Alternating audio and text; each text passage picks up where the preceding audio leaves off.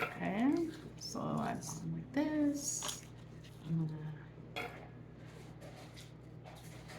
Okay, so everything is washed. So the green onion has 2 parts. So you can cut this. You can always use this as a garnish if you like, but we're not going to do that today. We use the onion. And if it's That look like that? this, oh, it's an onion. Oh, okay. Yeah, that's why I like it. So my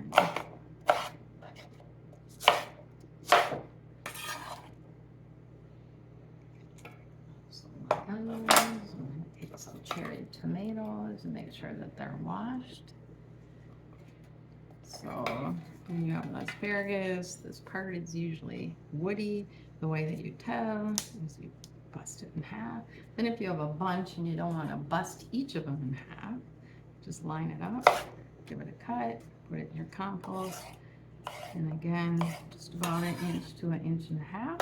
Oh, right here. We put a couple more. I thought, oh, here, okay. So a sugar snap pea has a little blossom, and then you just bend it to the inside of the curve like this. Peel off the little string. I don't cut them up, I just leave them whole. This one's got a little fat in there and there. So we have our sugar snap peas, our asparagus. The last thing, so you can see these lovely radishes. They're called Easter egg radishes.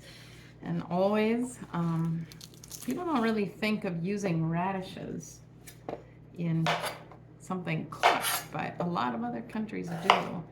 So I'm just taking this and I'm cutting it in wedges. Like a potato. Yeah, really. All right. So now I have lemon is very springy. I'm gonna also cut that in wedges. All right. And now we're ready to prepare our sheet pan. So take our pan and we're just gonna scatter our vegetables on it. We have our peas, our onions, our asparagus, our tomatoes. Okay, we also need to add our garlic. So you have a couple options with garlic. Garlic comes in a bulb, not to be confused with a clove. Okay, so a clove is individual. There is a part here where it's attached that's tough. So you want to cut that part off. Give it a smash, and what you'll have is the paper will come away, and there's your garlic. We don't want to chop it because we're roasting it at a high temperature, so we're just smashing it and scattering it. So another thing I found at the market today is young garlic, which looks like a green onion, but it's actually garlic. Can also be used just sliced and added.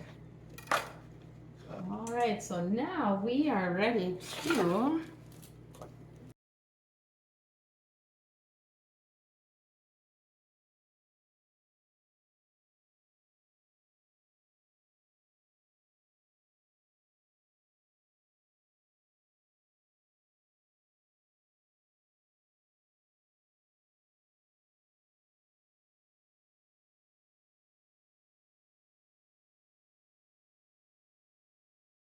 called pea shoots, and it's actually part of the plant that grows the peas. And what's fun about it is it still has some of the flowers on it. So you just take it like this, and you want to slice it kind of thin. And the fun thing about these is it tastes like peas. Another option, because they're not that easy to find, is you can always use fresh spinach too, really any kind of tender green. So I'm going to toss this in the bowl. Is we are going to remove our lemon wedges, and remember they're a little hot. Okay, and we're going to set those aside, and then scatter over the gnocchi and vegetables. Okay, so this is burrata, okay, which is a soft mozzarella cheese with kind of a liquid opening.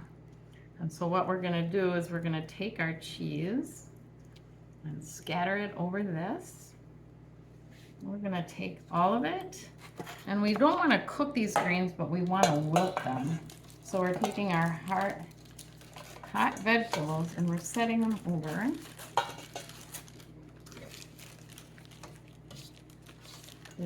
So we're letting it sit for just a minute. We're gonna take our lemon, and the lemon has changed quite a bit in flavor. We're gonna squeeze this over so it'll be a more subtle lemon flavor. And then we're gonna just toss everything together, and you'll see that our greens have been wilted. Our cheese is everything together.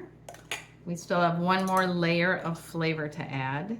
You can sliver some fresh basil, or if you don't have that, pesto is always another flavor to add. So toss it together. Get our serving bowl. Make sure that you get some of each color. And there we are. So